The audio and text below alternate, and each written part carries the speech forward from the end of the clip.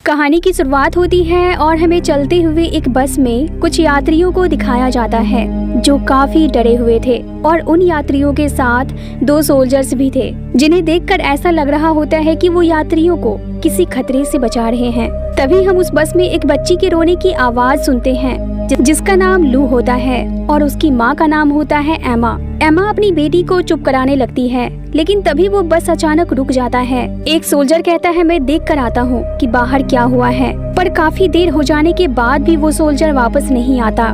ये देखकर दूसरा सोल्जर कहता है मैं चेक करके आता हूँ कि बाहर क्या प्रॉब्लम है, और ये कहकर वो जैसे ही गेट से बाहर निकलता है एक ज़ॉम्बी उस पर हमला कर देता है और उसे जिंदा ही चबा जाता है। अब इससे पहले कि वो ज़ॉम्बी बस के अंदर आ पाता, पैट्रिक और जैक नाम के 2 दोस्त समय रहते ही बस का दरवाजा बंद कर देते हैं, जिससे वो ज़ॉम्बी वहाँ से चला जाता है। अब जैक पैट्रिक से कहता है कि बाहर सोल्जर की डेड बॉडी के पास हथियार है, मैं वो जाकर ले आता हूँ, तुम नजर रखना।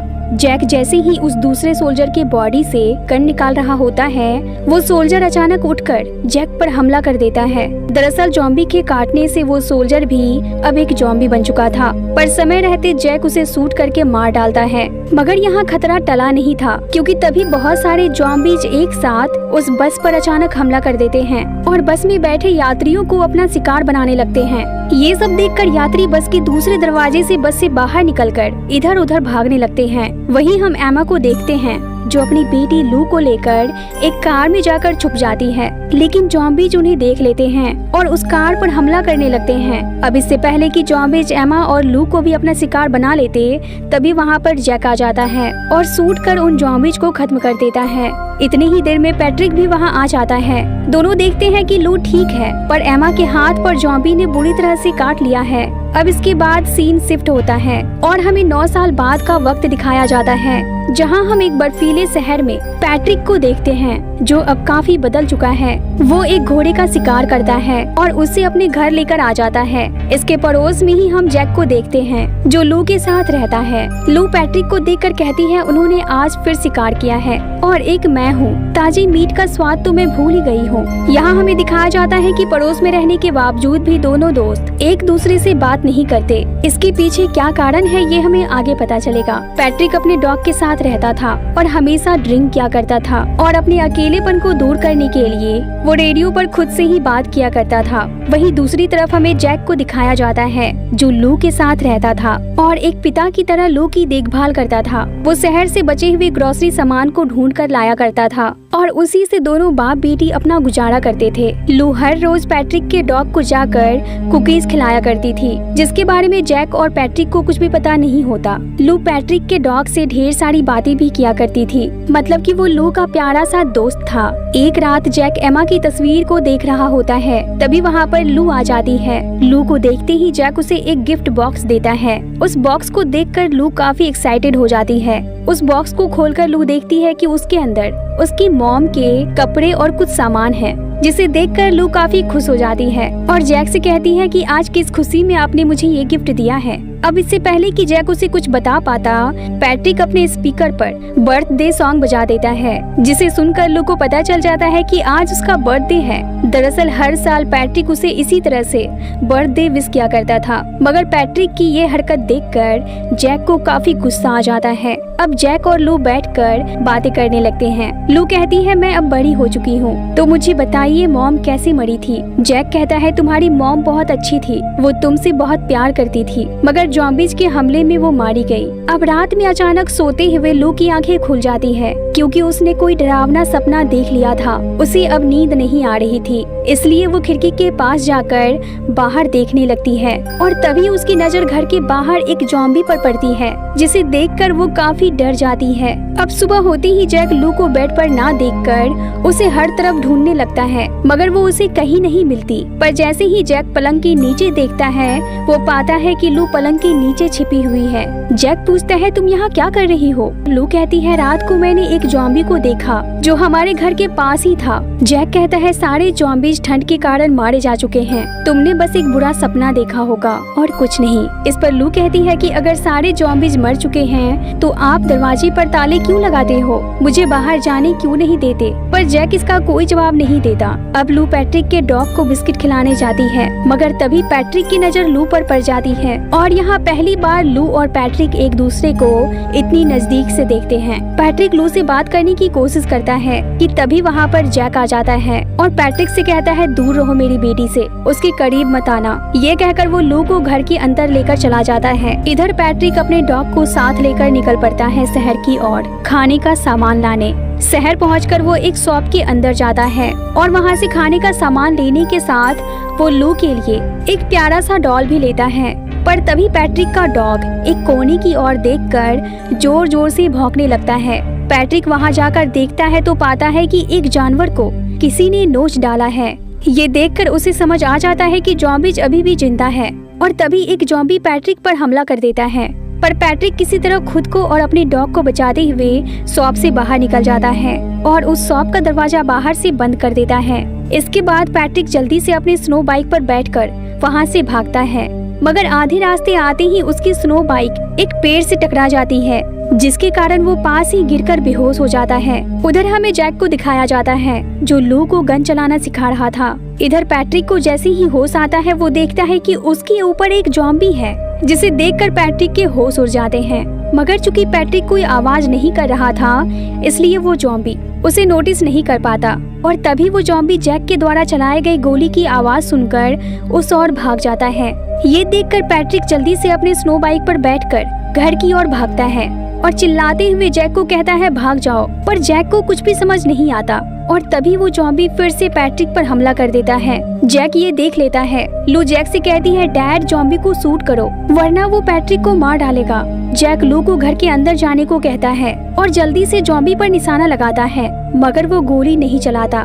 मतलब कि यहाँ वो चाहता था कि जॉम्बी पैट्रिक को मार डाले। उधर हम देखते हैं कि जॉम्बी पैट्रिक को काट चुका होता है। पैट्रिक को बचाने के लिए उसका डॉग जॉम्बी पर हमला कर देता है। अब वो जॉम्बी पैट्रिक के डॉग पर हमला करके उसे मार डालता है। इससे पैट्रिक को काफी गुस्सा आ जाता है और वो उस जॉम्बी को शूट कर देता है। जख्मी जॉम्बी वहाँ से भाग जाता है। जैक पैट्रिक को इन्फेक्टेड देखकर अपने घर के अंदर चला जाता है। अंदर जाते ही लू गोली नहीं चलाने के कारण जैक पर काफी गुस्सा करती है। गुस्सा इसलिए क्योंकि उस जॉम्बी ने उस डॉग को मार डाला जो उसका दोस्त था। उधर हमें पैट्रिक को दिखाया जाता है जो रोते हुए अपने डॉग को लेकर घर आता है और वो देखता है कि जॉम्बी ने उसे बुरी तरह से काट लिया है। मतलब कि अब वो भी जॉम्बी बन जाएगा। इसलिए अब वो ड्रिंक करता है और फिर अपने गन से खुद को शूट करने की कोशिश करता है, मगर वो ऐसा नहीं कर पाता क्योंकि तभी उसे एमा की याद आ जाती है जब इन्फेक्टेड एमा ने पैट्रिक को उसे मार डालने के लिए कहा था, मगर वो ऐसा नहीं कर पाया था। दूसरी तरफ हमें लू को दिखाया जाता है जो अपने डैड से कहती है कि आपने तो कहा था नेबर पैट्रिक रात तक जॉम्बी बन जाएगा, मगर ऐसा तो कुछ नहीं हुआ। अब मुझे अपनी मॉम के लिए ताजा फूल चाहिए, अगर आप नहीं ला सकते तो मैं बाहर जाकर ले आती हूँ। अब चूंकि लू जैक से काफी गुस्सा थी इसलिए वो अपनी बेटी को मनाने के लिए कहता है ठीक है मैं ताजे फूल लेकर आता हूँ। अब फूल लेने के लिए जैक शहर के पास के ही एक घर में जाता है जहाँ पर उस घर में रहने वाले दोनों कपल की डेड बॉडी सोफे पर पड़ी थी और वहीं पास में ही उसे आर्टिफिशियल फ्लावर्स दिख जाते हैं जिसे जैक घर आकर लू को देता है। फूल देखते ही लू खुश हो जाती है और कहती है ये तो बहुत अच्छे फूल हैं, ये कभी मुरझाएंगे नहीं। ये कहकर वो कुछ फूल अपनी मॉम की फोटो के पास रख देती है और कुछ फूल पैट्रिक के डॉग के कब्र के पास रखने के लिए बाहर निकल जाती है। इधर जैक लू को घर में ढूंढने लगता है और जब वो खिड़की से बाहर देखता है तो पाता है कि लू घर से बाहर जा रही है। ये देखकर वो काफी डर जाता है और जल्दी से भागता है बाहर की ओर।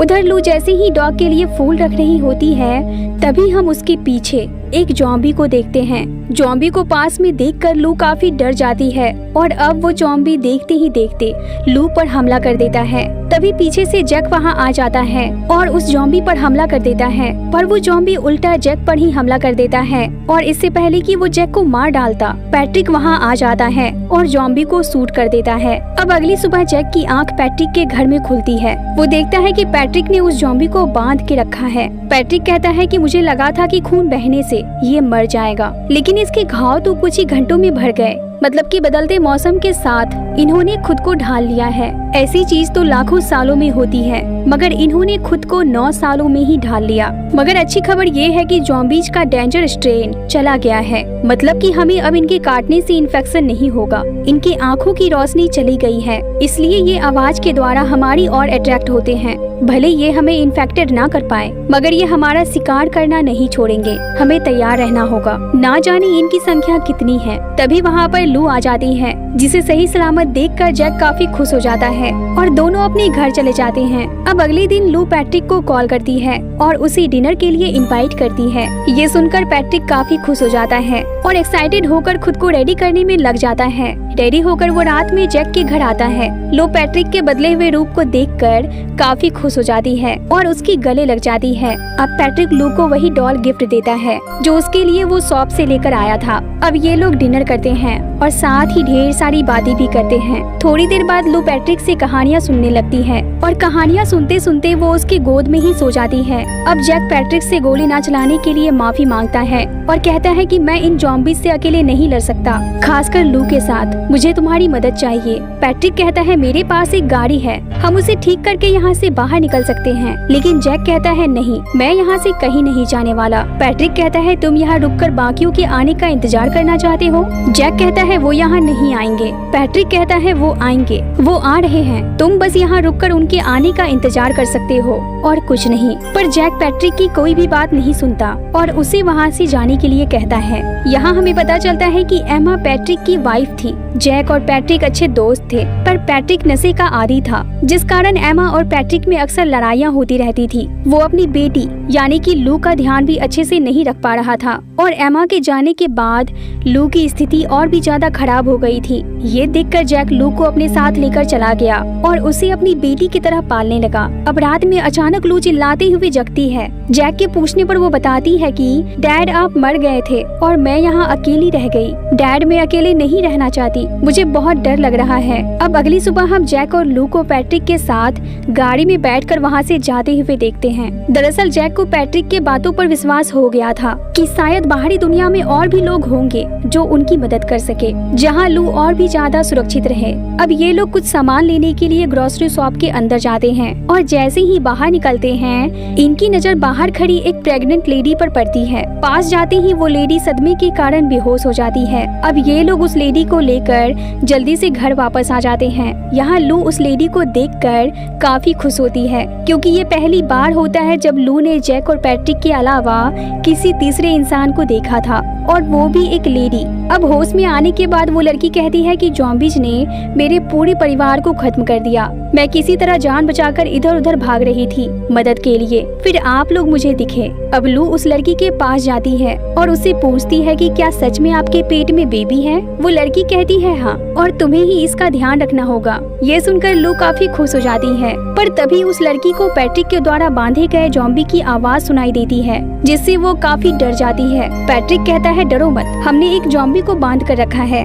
वो हमें कुछ नहीं करेगा। ये सुनकर वो लड़की पास में ही रखे पैट्रिक के गन को उठाकर बाहर जाती है और उस ज़ॉम्बी के सर में शूट करके उसे मार डालती है। यहाँ पैट्रिक और जैक को पता चलता है कि ज़ॉम्बीज को खत्म करने का सिर्फ एक ही तरीका है, और वो है उसके सिर में शूट करना। अब वो लड़की इन्हें बताती है कि ये इसी तरह से आवाज निकालकर अपने साथियों को बुलाते हैं, और तभी इन्हें दूर से आ रहे बहुत सारे ज़ॉम्बियों की आवाज सुनाई देती है। ज़ॉम्बीज की आवाज सुनकर ये लोग काफी डर जाते हैं और भागकर घर के अंदर आते हैं। अंदर आते ही ये लोग घर को चारों तरफ से सील करते हैं और हथियार रेडी करते हैं ज़ॉम्बीज से लड़ने के लिए। अब कुछ ही देर में वो सारे ज़ॉम्बीज पैट्रिक के घर को चारों तरफ से घेर लेते हैं। ये देखकर पैट्रिक लू को बेसमेंट में छुपा देता है और ऊपर ये सभी उन ज़ॉम्बीज से लड़ना शुरू कर देते हैं। वहीं नीचे हमें लू को दिखाया जाता है, जिसका सामना वहाँ एक ज़ॉम्बी से होता है, पर लू यहाँ समझदारी दिखाती है और कोई भी शोर नहीं करती।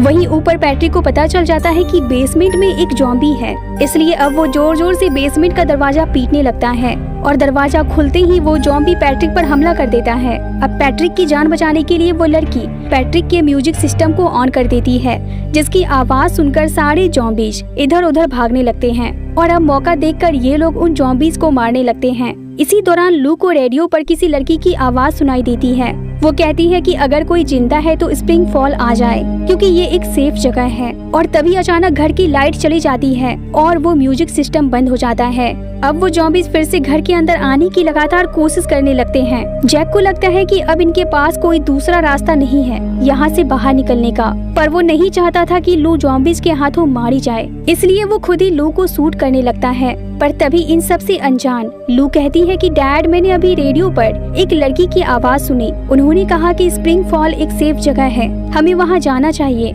ये सुनकर उनके साथ जो लड़की थी वो कहती है कि हाँ, मैंने भी सुना था, पर वो यहाँ से 50 मील दूर है। ये सुनकर पैट्रिक जैक से कहता है कि मैं ज़ॉम्बीज़ को घर से दूर लेकर जाता हूँ, तुम लोग लू को लेकर यहाँ से निकलो। ये कहकर पैट्रिक एक बॉक्स से फ्लेयर गन निकालता है और लू को गुड बाय बोलकर घर से बाहर निकल जाता है और उन ज़ॉम्बीज़ को घर से दूर लेकर जाने लगता है। अब इसी दौरान जैक लू और उस लड़की को गाड़ी में बिठाकर वहाँ से निकल जाता है और इधर सारे ज़ॉम्बीज़ एक साथ पैट्रिक पर हमला कर देते हैं। अब अपने आखिरी वक्त में पैट्रिक उन लम्हों को याद करता है जब लू जन्म लेने वाली थी और वो उससे बात किया करता था, और इसी दौरान पैट्रिक घर के बाहर बिछाए गए बॉम्ब्स को ब्लास्ट कर देता है जिसमें वो उन सारे ज़ॉम्बीज़ सहित मारा जाता है। अब मूवी के आखिर में हमें जैक, लू और उस लड़की को दिखाया जाता है जो स्प्रिंग फॉल तक पहुंच गए थे, और उगते हुए सूरज को देखकर ये लोग राहत की सांस लेते हैं। इसी के साथ इस मूवी का द एंड होता है।